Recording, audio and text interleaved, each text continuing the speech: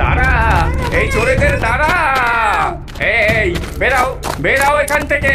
এই চোরেদের জ্বালায় কোনো কিছু রাখার জোর নেই, সব কিছু চুরি করে নেয়। হ্যাঁ, যাও যাও এখান থেকে, আর কোনোদিনও আমাদের এদিকে এসো না। হায় রে কপাল, একটা ঝোপড়ি চাইলাম আর একটা গাছের কোটর চাইলাম, কিছুই পেলাম না। কোনো ভূত পেতনি আমাদের আশ্রয়ই দিতে চায় না, কারণ তোমার এই ছেলে সবার সব জিনিসপত্র চুরি করে নেয়। আমার কি দোষ? ছেলে তোমার মতোই হয়েছে, তোমরা দুজনেই চোর ছ্যাচোর। বাবা, তুমি তো শুধু খাও আর ঘুমাও, তাই আমার যেটা প্রয়োজন অন্যের থেকেই নিয়ে নি। চুপ কর তোরা, দেখি একটা বাসা খুঁজে বের করতে পারি কিনা। ওইটা দেখ, কি বিশাল লাউ, ওর ভেতর একটা ফাটলও রয়েছে। এটাই আমাদের নতুন বাসা হবে। হ্যাঁ, লাউ? তুমি পাগল হয়ে গেলে নাকি? আমরা কি এখন থেকে লাউয়ের ভেতরে থাকবো? নিশ্চয়ই, এর ভেতরে নরম শ্বাস আছে, তোমার মোটা শরীরটা আরাম পাবে, আর ওই ফাটল দিয়ে আমরা বাইরে যাতায়াত করতে পারবো। বাহ, অনেক মজা হবে, এটা তো একটা খেলনা বাড়ির মতন। চল চল, আমরা এখন ভেতরে ঢুকে পড়ি।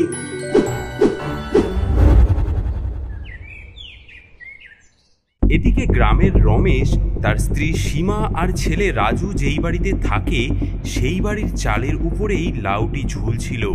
তারা কিছুই জানতো না যে একদল অবাঞ্ছিত অতিথি তাদের বাড়িতে বসবাস শুরু করেছে। আহ, কি আরাম গো! এই শ্বাসের বিছানা তো একদম তুলোর গদির চেয়েও নরম। লাউয়ের ভেতরে বসে ডাইনির ছেলে লাউয়ের ফাটল দিয়ে উকি মেরে দেখে। মা মা, এই জানলা দিয়ে দেখো, ওই ঘরটা দেখো, ছেলেটার কত সুন্দর সুন্দর খেলনা। দেখো, একটা কাঠের ঘোড়া, লাল রঙের মার্বেল, রঙিন বল। মা, আমি কয়েকটা নিয়ে আসি না মা? থাম বদমাস, একদম আস্তে, অত হইচই করবি না। লাউয়ের ভেতর এত লাফালাফি করলে লাউটা যে টিন থেকে পড়ে যাবে, আমাদের উপস্থিতি ধরা পড়ে যাবে। চুপি চুপি আয়, কেউ যেন টের না পায়। এটা আমাদের গোপন আস্তানা, সেটা কিন্তু মনে রাখিস। কিন্তু মা, ওই কাঠের ঘোড়াটা দেখেছো? আমি ওটা চাই। আচ্ছা আচ্ছা, ঘোড়াটা আনতে পারিস, কিন্তু কোনো শব্দ করবি না। এদিকে ডাইনির স্বামী ঘুমাচ্ছিল। হঠাৎ তার নাকে একটা সুগন্ধ আসে, মাংসের সুগন্ধ, খুব মিষ্টি গন্ধ। তার পেট গুড়গুড় করে ওঠে। কি গন্ধ! কোথা থেকে এত সুন্দর গন্ধ আসছে? আমার পেট তো চোঁচো করছে। এই নতুন বাড়িতে আমাদের গৃহপ্রবেশের ভোজ চাই গো গিন্নি। এতদিন পর ভালো একটা আস্তানা পেলাম, এখন পেট ভরে খাওয়া দরকার।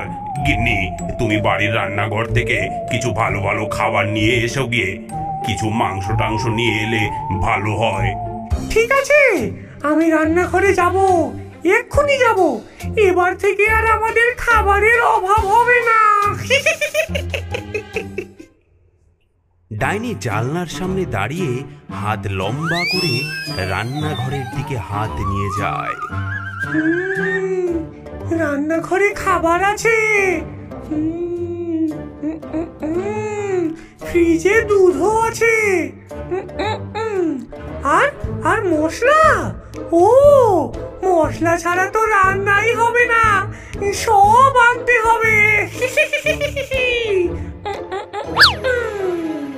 ঠিক তখনই ডাইনির ছেলে চুপি চুপি রাজুর ঘরে ঢুকে পড়ল এবং রাজুর প্রিয় কাঠের ঘোড়া, কিছু মার্বেল এবং একটা বল সে চুরি করে নিল।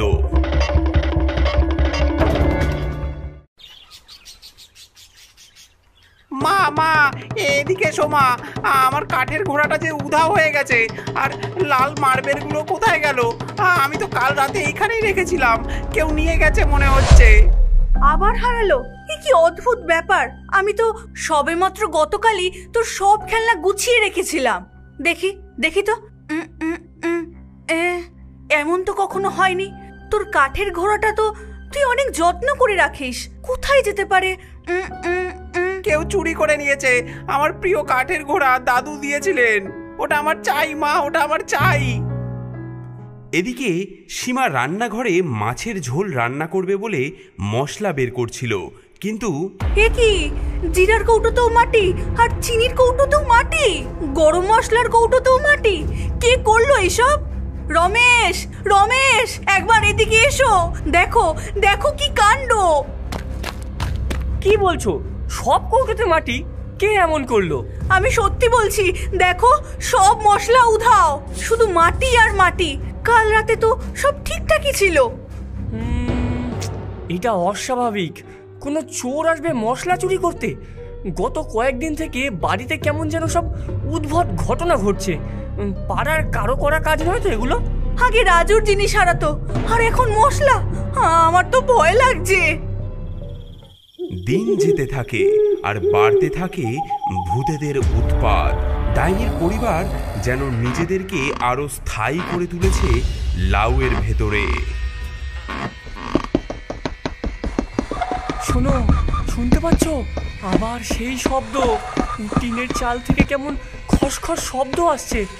কেউ যেন চালের উপর দৌড়াচ্ছে, ঠিক মাথার ওপরে। হ্যাঁ, ওই দেখো আবার কিলকিল করে হাসছে। হ্যাঁ, ওটা কি? কেউ যেন ছোট ছোট পায়ে কেউ দৌড়াদৌড়ি করছে চালের উপরে, আর কেউ যেন নখ দিয়ে টিন আঁচড়াচ্ছে। ও বাবা গো, আমার যে গা একেবারে শিরশির করছে। রাতের পর রাত এই শব্দ। আমি ভাবছি। কি ভাবছো? যদি যদি আমাদের বাড়িতে ভূত এসে থাকে।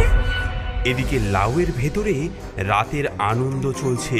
ডাইনির ছেলে রাজুর কাঠের ঘোড়া নিয়ে খেলছে আর খিলখিল করে হাসছে। কি মজা, কি মজা! ঘোড়া চলে টকবক টকবক।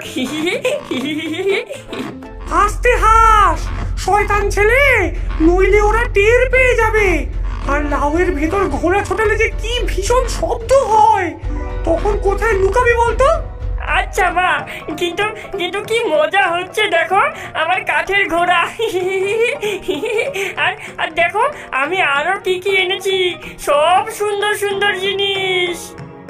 ডাইনির ছেলে একটি ছোট থলে খুলে তার সংগ্রহ দেখায়।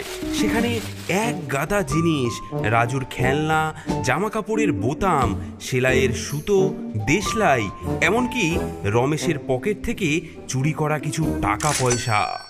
বাহ বাহ, দেখেছো দেখেছো, ছেলে আমার বড় হয়ে গেছে গো। কি দক্ষ চোর হয়েছে আমার ছেলে। এই দে দে দে, আমাকে টাকাগুলো দে। দেখলে আমার ছেলের যোগ্যতা, দেখলে? আর আমিও কম যাই কই। আজকে আমি বাড়ির রান্নাঘর থেকে দারুণ মাছের ঝোল এনেছি গো, গরম গরম, এক্ষুনি খেয়ে নাও। আহা, কি সুন্দর গন্ধ! আমার তো জিভ দিয়ে জল গড়াচ্ছে গো। এই বাড়ির মহিলার হাতের রান্না যে একদম স্বর্গীয় স্বাদ। সেই রাতে ডাইনির পরিবার রমেশদের রান্না করা খাবার খেয়ে ফেলে। পরের দিন সকালে, হে কি রমেশ, রমেশ একবার দেখে যাও, গত রাতে রান্না করা মাছের ঝোল হাঁড়িতে প্রায় অর্ধেক নেই। তুমি রাতে উঠে খেয়েছো নাকি এসব? না তো, আমি তো খাইনি। আমার মনে হয় সমস্ত অদ্ভুত ঘটনার কেন্দ্রবিন্দু হলো ওই লাউটা। লাউ? ওই চালের উপরের লাউ? হ্যাঁ, ওটা কেমন অস্বাভাবিক মনে হয় না? এত বড় হয়েছে কিন্তু এখনো পারিনি। যখন থেকে ওই লাউ হয়েছে তখন থেকেই উৎপাত শুরু হয়েছে। তুমি ঠিকই বলেছ, আমারও সন্দেহ হয়েছিল। বুঝলে রমেশ, মা ঠাকুমারা বলতো যে অদ্ভুত বস্তুতে ভূত প্রেতরা বাসা বাঁধতে পারে। ঠিক আছে, আমি লাউটাকে আজকে কেটেই ফেলবো। যাই, একটা বটি নিয়ে আসি। এই লাউটা কাটতেই হবে আজকে। আমার সংসারে শান্তি ফিরিয়েই আনবো আমি। একি মা, ওরা কি আমাদের বাড়ি কাটতে চাইছে? তা আমি হতে দেব না। আমার মন্ত্র পড়ার সময় এসেছে। শক্ত হও, ইস্পাত হও, লাউয়ের ত্বক পাথর হও। শক্ত হও, ইস্পাত হও, লাউয়ের ত্বক পাথর হও। কোনো অস্ত্র না কাটুক, কোনো আঘাত না লাগুক, গিলি গিলি ছু!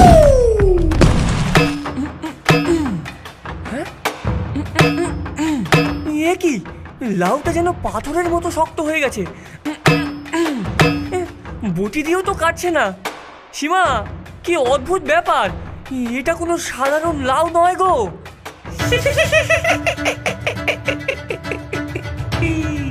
ভেবেছিলে এত সহজে আমাদের তাড়াতে পারবে? এই লাউ এখন ইস্পাতের চেয়েও শক্ত হয়ে গেছে। দাঁড়াও তবে, আমার ঠাকুমা বলতেন ভূত প্রেত নাকি গরম জল সহ্য করতে পারে না। আজ আমি দেখাবো ওই ভূত প্রেতদের মজা। সাবধানে, সাবধানে। সীমা টিনের চালে উঠে গরম জল লাউয়ের ওপরে ঢেলে দেয়। বেরিয়ে যাও আমার বাড়ির থেকে। হ্যাঁ, এ কি গো, এই যে গরম জল, আহা কি আরাম! এই ঠান্ডায় গরম গরম জলে স্নান, বাহ বাহ বাহ! হ্যাঁ গো, গিজারের খরচটা বাঁচলো। মানুষগুলো নিজেই আমাদের সাহায্য করে যাচ্ছে। জল খেলা, আরো গরম জল দাও, আরো গরম জল দাও। হে হে, কি মজা, কি মজা।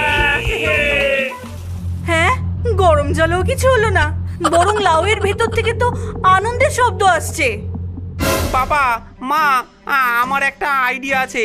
স্কুলে আমি শিখেছি কোনো প্রাণী নাকি উঁচু শব্দ সহ্য করতে পারে না। কি করতে চাও বাবা? আমার যত সব স্পিকার আছে সেগুলো একসঙ্গে বাজাবো খুব জোরে। ভূত প্রেত যদি থাকে তাহলে সেই শব্দে ভয়ে পালাবে। এবার দেখি কে এখানে থাকে আর কে এখান থেকে যায়। এই বাহ, এই ঝিকঝিক ঝিকঝিক, কি চমৎকার গান।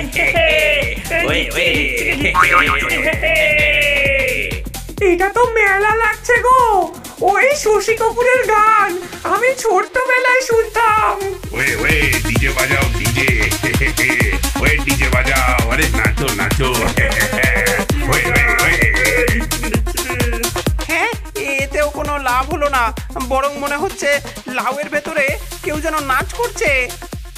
আমার ঠাকুমা বলতেন ডাইনিরা নাকি খুব লোভী হয়।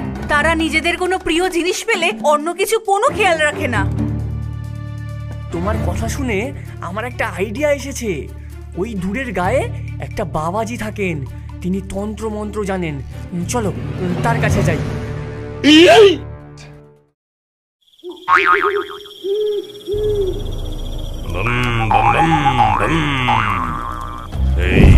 এই মন্ত্রপুত জল দিলাম, যখন ডাইনিয়ের সংস্পর্শে আসবে এটি তার শক্তি কেড়ে নেবে।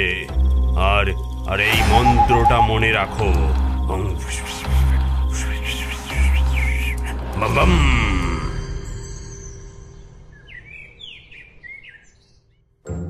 এই এতগুলো মিষ্টি, মাংস, খেলনাগুলো আমি গরিবদেরকে দান করব।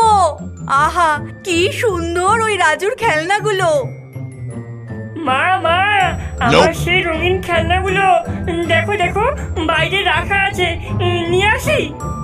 আহা, কি সুন্দর গন্ধ গো! আমার জিভে যে জল এসে যাচ্ছে, পেটে যেন শত শত ব্যাঙ লাফাচ্ছে গো। থামো, এটা একটা ফাঁদ হতে পারে, সবাই সাবধান। আর কত সাবধানে থাকবো গিন্নি, মাংসগুলো শুকিয়ে কাঠ হয়ে যাবে যে।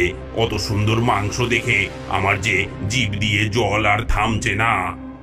তুমি একটু নিয়ে এসো না মা, তোমার হাত তো সব থেকে লম্বা।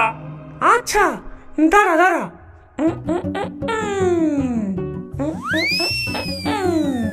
এই তো প্রায় পৌঁছে গেছি। সীমা মন্ত্রপুত এই জল নাও। ডাইনির হাতে ছিটিয়ে দিল। আগুন, আগুন! আমার হাত পুড়ে যাচ্ছে যে। ওরে বাবা গো, মরে গেলাম, জ্বলে গেলাম। রমেশ ও রাজু লাঠি দিয়ে লাউয়ে আঘাত করতে থাকে, সাথে সাথে সেই মন্ত্রপুত জল সেই লাউয়ের উপরে ছিটাতে থাকে। যে লাউ তোমার আশ্রয়, আজ তাই হবে সমাধি। ওরে সবাই ঝটপট বাইরে বেরো রে, এই আশ্রয় আর আমাদের নয়, এখানে থাকলে যে মরে যাব। বাবা রে, আমি বেরোচ্ছি আমি। ওরে বাবা রে। ওমা, আমার খেলনা, এই খেলনাগুলো কি হবে? ওরে খেলনা ছাড়, আগে প্রাণ বাঁচা। লাউয়ের ফাটল দিয়ে তিনজন ভূত বেরিয়ে পালিয়ে যায়। এই যাত্রায় বেঁচে গেলি, আমরা আবার আসবো আমরা। আবার আসলে তোমাদের কোনো চিহ্নই রাখবো না। এভাবেই রমেশ, সীমা ও রাজু তাদের বাড়ি থেকে ডাইনি পরিবারকে তাড়িয়ে দিল। তারা লাউটি টিনের চাল থেকে নামিয়ে আনলো এবং বাবাজির নির্দেশে পুড়িয়ে ফেললো, যাতে ডাইনিরা আর কখনো ফিরে আসতে না পারে। এই অপমান আমি মনে রাখবো। যেদিন তোদের সতর্কতা কমবে সেদিনই। আমার পেট খালি। ও গিন্নি, আমাকে কিছু খাবার এনে দাও গো। মা, ওই যে ওই বাড়িতে একটা বড় কুমড়ো দেখা যাচ্ছে। কুমড়ো? আর একটা নতুন বাড়ি, চল দেখি। এভাবেই একটি ভূতের গল্প শেষ হয় তো অন্যটি শুরু হয়ে যায়, কিন্তু সেটা হবে অন্য এক ভিডিওতে।